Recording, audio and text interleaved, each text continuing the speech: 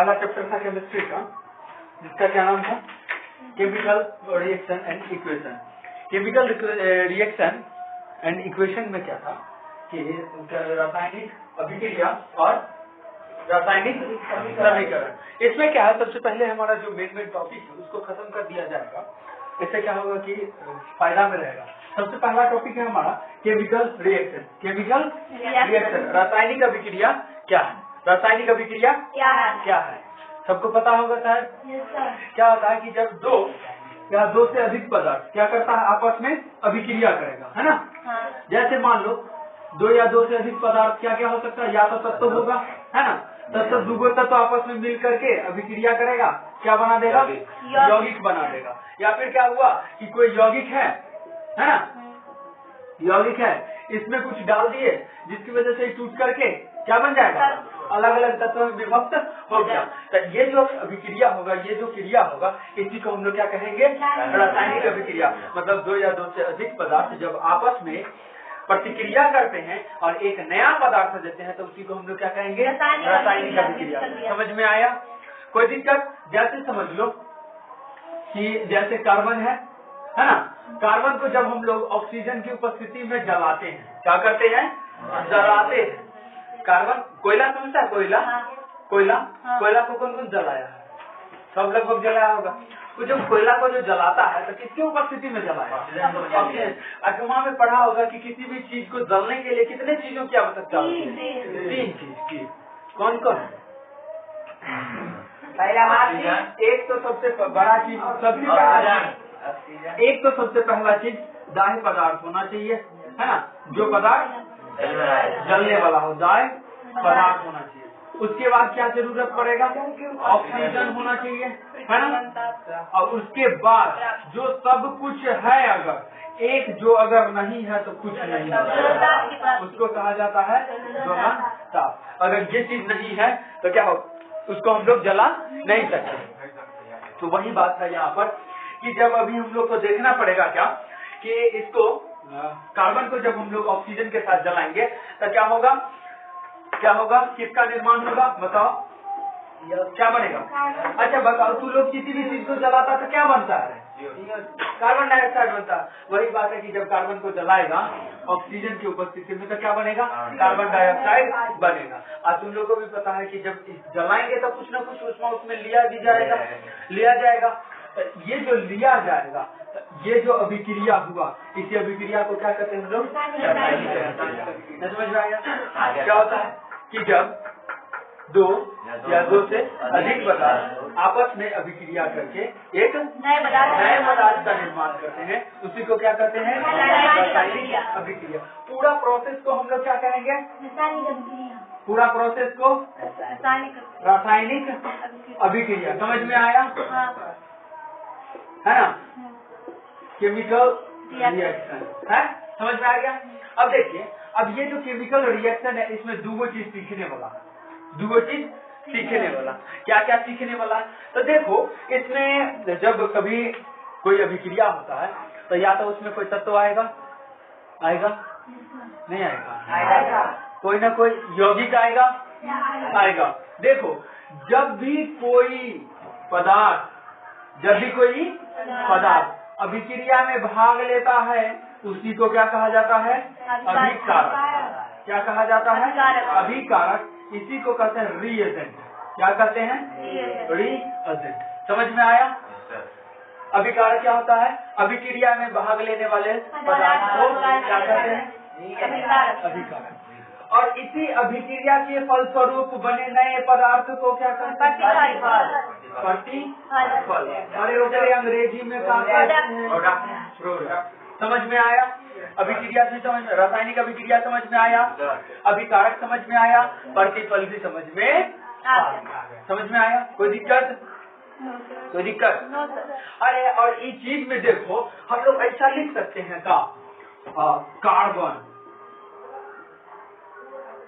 Plus 9 जोड़, carbon में जोड़ देंगे का, चाहे जोड़ो नहीं, जला न रहे हैं, कार्बन को ऑक्सीजन की उपस्थिति में जलाते हैं तो कौन सी मिलता है? कार्बन डाइऑक्साइड मिलता है। क्या मिलता है? कार्बन डाइऑक्साइड मिलता है। रासायनिक अभिक्रिया तो वो है कि नहीं? कार्बन को ऑक्सीजन की उपस्थिति में जलाते हैं तो कार्बन डाइऑक्साइड मिलता है ना। लेकिन जरा ये बताओ, ये इतने बड़का चीज लिखने में मजा आ रहा है कि छोटका चीज लिखने में मजा आ रहा है? छोटका चीज लिखने से कहती है कॉपी में जगह हो तो बचेगा, बचेगा।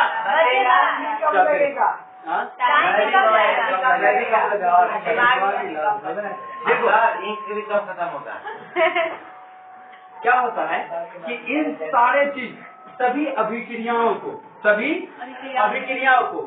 संकेत, किसमें? संकेत या सूत्र के माध्यम से जब हम लोग किसी भी अभिक्रिया को व्यक्त करते हैं तो उसी को क्या कहा जाता है? रासायनिक समीकरण। क्या कहा जाता है? रासायनिक समीकरण। समझ में आया? किसी भी रासायनिक अभिक्रिया को संकेत या सूत्र के माध्यम से जब हम लोग दिखाते हैं उसी को क्या कहते हैं? रासायनिक समीकरण। समझ में आया? रासायनिक समीकरण, रासायनिक अभिक्रिया भी समझ में आ गया होगा? आया? रासायनिक अभिक्रिया क्या होता है? जब दो या दो से अधिक पदार्थ आपस में अभिक्रिया करके एक नया पदार्थ का निर्माण करता है उसे हम लोग क्या कहेंगे? रासायनिक अभिक्रिया कहेंगे। और उस अभिक्रिया में जो पदार्थ भाग लेता है उसे हम लोग अभिकारक या रिएजेंट कहते हैं। और उस अभिक्रिया के फलस्वरूप बने नए पदार्थ को प्रतिफल कहते हैं। समझ में आ गया? अब देखिए प्रतिफल, इतना सारा चीज समझ में। हम लोग इसी अभिक्रिया को, इसी रासायनिक अभिक्रिया को इस तरह से भी लिख सकते हैं, लेकिन इतना सारा चीज लिखने में समय भी जाएगा, कॉपी भी जाएगा, कलम को, मतलब तू लोग तो महान आदमी ऐसे है चीज सब। अब तू ही लोग नहीं, हम लोग भी जैसा आदमी सब जो होता है ना, तनी ऐसी सोचता है फायदा सोचता है। हाँ तो यह बात है, फायदा को जो हम लोग लाते हैं ना, उसी फायदा को दिखाने के लिए क्या करते हैं? संकेत या सूत्र का उपयोग करते हैं। क्या करते हैं? संकेत या सूत्र का। एक महान वैज्ञानिक थे, तुम लोग जैसा नहीं थे लेकिन बढ़िया थे। वो जो थे उसका नाम था क्या? बर्जीलियस। क्या नाम था? बर्जीलियस। ये महोदय ने क्या किया, तू लोग से तनी एक्स्ट्रा दिमाग लगा लेते थे और वो कहने लगे का कि इतने बड़का चीज लिखने से बढ़िया है का उसको संकेत में व्यक्त कर दीजिए। क्या कर दीजिए? संकेत। और बस वही संकेत में जो व्यक्त किए उसी को क्या कह दिए? रासायनिक समीकरण, है ना? समझ में आया? रासायनिक समीकरण भी समझ में आया। रिएजेंट जो होता है, रिएजेंट को ही रिएक्टेंट भी कहा जाता है। क्या? रिएक्टेंट कहा जाता है। कोई दिक्कत नहीं ना? कोई दिक्कत नहीं ना रे? हाँ, अभिकारक। दुन्नु का मतलब क्या होता है? दुन्नु का मतलब सेमी अभिकारक ही होता है। उसके बाद देखिए, अभी जो आप लोगों ने देखा, क्या देखा? रासायनिक समीकरण। रासायनिक समीकरण को लिखने का कुछ रूल भी होगा। कुछ रूल होगा, होगा कि नहीं होगा? चल, मान ले कि कोई अभिक्रिया हो रहा, जैसे अभी तुरंत हम लिखे थे C+O2, क्या बनेगा इसमें? CO2 बनेगा। इसमें देखो, जब कोई दो पदार्थ आपस में मिलकर के अभिक्रिया करेगा तो उस दोनों पदार्थों के बीच, मतलब अभिकारक में, किसमें? अभिकारक में क्या होना चाहिए? प्लस का चिन्ह होना बहुत जरूरी है। अगर क्या है कि अगर प्लस नहीं देंगे तो पता चलेगा कि जुड़ रहा है कि घट रहा है? नहीं ना। अब मैथ में जना लिखना पड़ता है कि अगर मान लो कि अगर 10 रुपया है, इसमें से 15 रुपया हम लोग के खर्चा हो गया, 10 रुपया कमाते 15 रुपया खर्चा हो गया, क्या करते हैं? दिखाना पड़ता है कि क्या 5 रुपया हमारा एक्स्ट्रा खर्चा हो गया, केकरो से हम लेंगे तभी ये खर्चा हो। अरे मान ले अगर यह बात है कि अगर महीनों से रहेगा तनी आप खाली पलटी मार देगा, है ना? तो एक तो नहीं दिखाना पड़ता है, दिखाना तो ये क्या है? दुनू सीधा समझो, क्या ये दुनू क्या कर रहा है? अभिक्रिया कर रहा है। दुनू क्या कर रहा है? अभिक्रिया कर रहा है। अभी दुनू अभिक्रिया की वजह से क्या एक नई का 5 आ गया, आ गया ना। नई का पदार्थ कौन सा बन गया था हमारा? 5। तो अब देखो इस दोनों के बीच में जो एगो क्रिया अब कैसे हो रहा है कि नहीं हो रहा है, उस क्रिया को दिखाने के लिए क्या, जैसे हम लोग यहाँ पर माइनस यूज करते हैं, उसी तरह से यहाँ पर जो पदार्थ है, पदार्थ में भी क्या होना चाहिए, कोई ना कोई संकेत दिखाना पड़ेगा। अब कोई ना कोई क्या माइनसो लगा देंगे? नहीं, जब अभिक्रिया जब होगा तो उससे क्या होगा, मिलेगा। अभिक्रिया हमेशा क्या होगा, मिलने से होगा या फिर टूटने से होगा। ध्यान में रखना है कि जब अभिक्रिया करेगा तो दूसरे पदार्थ है, तो दोनों के बीच में एगो प्लस होना बहुत जरूरी है। समझ में आया? समझ में आया? चलिए आगे। एक और अभिक्रिया की दिशा भी दिखाना बहुत जरूरी होता है। अभिक्रिया की दिशा दिखाना बहुत जरूरी होता है। मान लो अब अभिक्रिया हुआ, ठीक है, इसको हम लोग क्या कहते हैं, अभिकारक। अरे ना कहते हैं का, इसको क्या कहते हैं, प्रतिफल कहते हैं। देखो अभिकारक और प्रतिफल ये जो बन रहा है, अब मान लो कि हम लोग ऐसा लिख देते हैं, कैसा लिखेंगे भाई, तो देखो C+O2 CO2 तो हो गया नहीं, अभिक्रिया तो हो गया नहीं होगा। इसमें क्या होता है कि दिखाना पड़ेगा कि जब कार्बोनी और ऑक्सीजन मिलेगा तभी कार्बन डाइऑक्साइड बनेगा, और नहीं तो क्या, मान लो अगर सीधे C ले लेते हैं, O2 ले लेते हैं, बराबर में लिख देंगे CO2, तो मजा आएगा। समझ में आया? तो C+O2 जब जोड़ेंगे तो बराबर में CO2 लिख सकते हैं क्या? लिख सकते हैं क्या?